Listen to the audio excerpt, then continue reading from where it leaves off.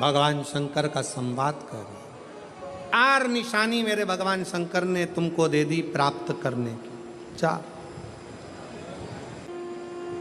शंकर भगवान से मिलने की 4 निशानियां सामने आती हैं।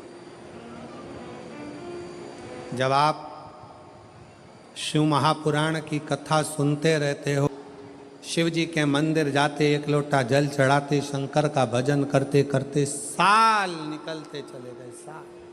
4 निशानी मेरे भगवान शंकर ने तुमको दे दी प्राप्त करने की।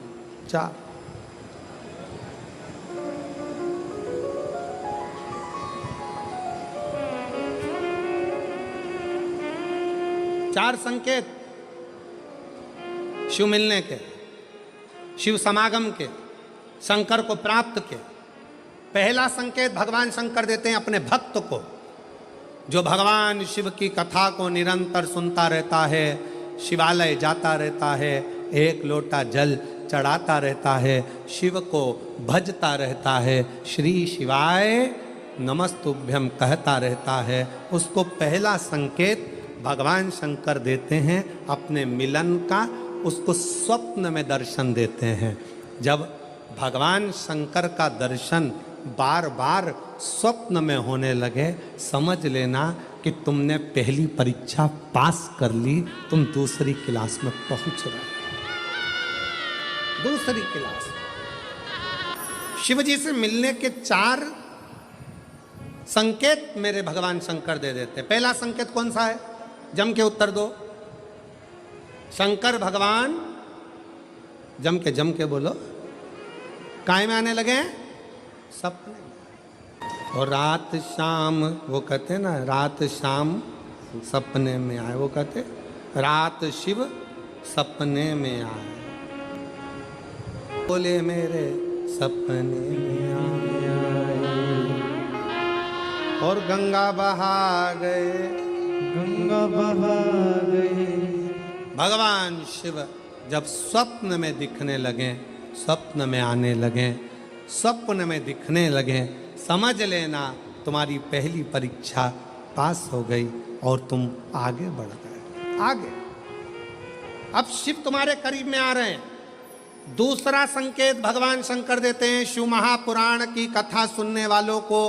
पहला संकेत शिव जी ने दिया, अगर शंकर सपने में आए समझ लेना शिव जल्दी मिलने वाले हैं। दूसरा संकेत, जिस शिवलिंग की तुम घर में पूजन करते हो, जिस शिवलिंग के मंदिर में पूजन करते हो, मान लो वो शिवलिंग कभी तुमको उसमें शंकर का प्रतिबिंब दिखने लगे, कभी तुम्हें ऐसा लगे कि कोई मुझे झांक रहा है, कभी तुम्हें ऐसे लगे कि मंदिर में और कोई भी है, तुम्हें कभी लगने लगे कि ये शंकर का शिवलिंग हिल रहा है, कभी तुम्हें लगे तुम्हारे घर में रखा हुआ शंकर का शिवलिंग कोई मनुष्य की आकृति जैसा दिख रहा है, कभी तुमने लगने लगे कि जिस मंदिर में मैं जाती हूँ वहाँ का शंकर का शिवलिंग ऐसा लग रहा है कि मंदिर में और भी लोग बैठे हैं। तुम मंदिर से निकल रही थी, पीछे से कोई की आवाज़ आई, तुमने पलट कर देखा, कोई नहीं, तुम्हें लगने लगे, समझ लेना कि तुमने शिव पुराण की दूसरी परीक्षा पास कर ली। शंकर तुम्हारे करीब में आने चाहिए, शिव तुम्हारे करीब में आ रहे हैं, करीब। और शिव महापुराण की तीसरी परीक्षा, शंकर संकेत देते हैं मिलन का संकेत। पहला संकेत स्वप्न, दूसरा संकेत अपने इष्ट मूर्ति का हलचल, और तीसरा संकेत जब आप कुछ सोचो और वैसा की वैसा ही तुम्हारे साथ 2 दिन या 5 दिन में हो जाए, समझ लेना कि तीसरा संकेत दे दिया, मतलब शंकर अब तुरंत मिलने वाले हैं। तुमने सोचा, अपने बेटे से कहा, देख बेटा मत कर ऐसा, ऐसा करेगा तो उसके साथ ऐसा हो जाएगा। बेटी मुझे लग रहा है कि ये काम गलत है, बेटा तू ऐसा कर ले, ऐसा हो जाएगा। संकेत तुम्हें मिलने लगे और तुम्हारी विवेक, तुम्हारा एंटीना, तुम्हारी बुद्धि, तुम्हारा चित्त प्रबल हो जाए, समझ लेना कि शिव मिलने वाला। संकेत शिव। तीसरे नंबर का संकेत भगवान शंकर देते हैं, जब आप शंकर के मंदिर में जाकर बैठो या अपने पूजन के स्थल पर जाकर बैठो और शंकर जी से आप बात कर रहे हो और उसका जवाब शिव देना प्रारंभ कर दें, संकेत में देना चालू कर दे, समझ लो शिव मिलने वाला। चौथा संकेत, अब चतुर्थ नंबर का संकेत, और ये संकेत नहीं, ये शिव का मिलना है। जब ये 3 परीक्षा पास हो जाती है तो चौथे नंबर की परीक्षा पास करने की ज़रूरत नहीं पड़ती है। दुनिया के लोग कहते हैं कि भगवान आते हैं 2-4 घंटे रुकते हैं, सब झूठ है। भगवान एक क्षण के लिए आता है और तुम्हारे सामने आकर तुम्हारे सामने से निकल कर चले जाता है और तुम्हें महसूस करा देता है कि मैं तेरे सामने आया था और निकल कर चले गया, तुम मुझे पहचान नहीं पाया। आता है, आए।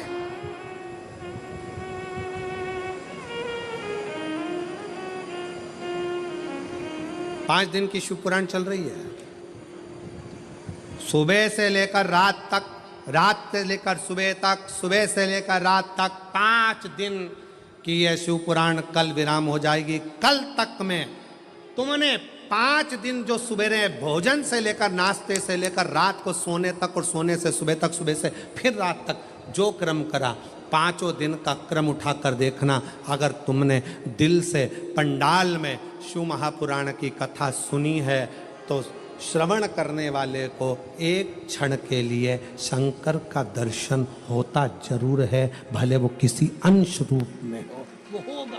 जब ये शिव का लोक है, शंकर का लोक है, तो जब हम हृदय से जब भगवान शिव को पुकारते हैं तो एक क्षण के लिए शिव आता जरूर है। श्री शिवाय नमस्तु, चित्तवृत्ति में वही समाहित हो, वही। कोई पुण्य का भागी नहीं है, सबके सिर पर पाप की गठरिया। पार्वती अमरनाथ की गुफा में भगवान शंकर कहते हैं, संसार सागर में कलयुग में आपका जन्म हुआ है तो मस्तक पर पाप की गठरिया भरी पड़ी है। कोई तुमसे कहे कि हमारा श्राप लग जाएगा, बद्दुआ लग जाएगी, ये लग जाएगा, वो लग जाएगा, दुनिया के लोग तुम्हें डराएंगे, धमकाएंगे, डरने की जरूरत नहीं है। संसार सागर में कोई दूध का धुला हुआ नहीं है। शिव पार्वती से कहते हैं संसार में वही श्रेष्ठ है जो शिव की आराधना में डूबा है और शंकर के मंत्र का स्मरण कर रहा है। पाप सबके माथे पर है। 4 स्थान पर हर व्यक्ति से पाप होता है। पहला, झाड़ू लगाते समय छोटे जीव मर जाते हैं, पाप माथे चढ़ जाता है। दूसरा, वस्त्र धोते समय, नहाते समय छोटे छोटे जीव मर जाते हैं, उसका पाप माथे चढ़ जाता है। तीसरा, अग्नि जलाते समय, भोजन बनाते समय, लाइट जलाते समय छोटे छोटे पतंगे मर जाते हैं, उसका पाप माथे चढ़ जाता है। चौथा, अपने घर से चलकर जब हम कहीं जाते हैं, अपने पाँव के नीचे छोटे छोटे जीव मर जाते हैं, उसका पाप माथे चढ़ जाता है। 4 स्थान पर हर व्यक्ति से पाप होता है। प्रत्येक व्यक्ति के मस्तक पर पाप बंधा रहता है।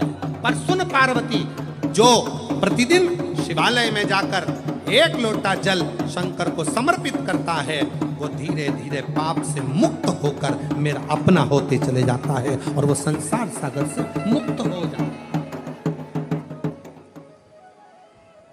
बहुत डराया गया संसार में, लोगों ने खूब डराया आप लोगों को, ऐसा मत करना पाप लग जाएगा, ऐसा मत करना पाप लग जाएगा, ये मत करना पाप लग जाएगा, भगवान को ऐसे भोग लगा दिया पाप लग जाएगा, भगवान को ऐसे जल चढ़ा दिया पाप लग जाएगा, भगवान को ऐसा कर दिया पाप लग जाएगा, भगवान को ऐसे प्रणाम कर लिया पाप लग जाएगा। शिव महापुराण ने सब कुछ समाप्त कर दिया। शिव महापुराण ने तो एक ही बात कही कि बच्चा गंदे नाली में गिर जाए, बच्चा गंदे पानी में गिर जाए, बच्चा गंदे कीचड़ में गिर जाए, उसको कोई नहीं उठाएगा, कोई गले से नहीं लगाएगा। बच्चा कीचड़ में गिरा हुआ केवल एक माँ और एक बाप होते हैं जो कीचड़ में गिरे हुए बच्चे के कपड़े नहीं देखते, उसको गले से लगा लेते हैं। उसी तरह संसार में कितना भी पाप हो जाए, शंकर के मंदिर जाना मत छोड़ना, क्योंकि वो बाप ऐसा है कि तुम कितने भी पापी हो तो भी गले से लगाकर तुम्हें तार देगा, तो भी कोई तुमसे कहे पाप लगेगा, पाप लगेगा, शिव जी की भक्ति में, भजन में, स्मरण में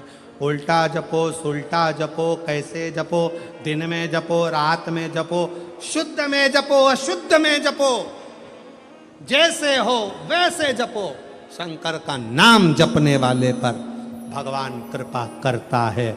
जो दिल से श्री शिवाय नमस्तुभ्यम बोलता है वो शंकर की औलाद, शिव का पुत्र कहलाता है। श्री शिवाय नमस्तुभ्यम बोलने वाले पर शंकर कितनी भी समाधि में लगे हो, श्री शिवाय नमस्तुभ्यम बोलने वाले को शिव नेत्र खोल कर दर्शन देते हैं।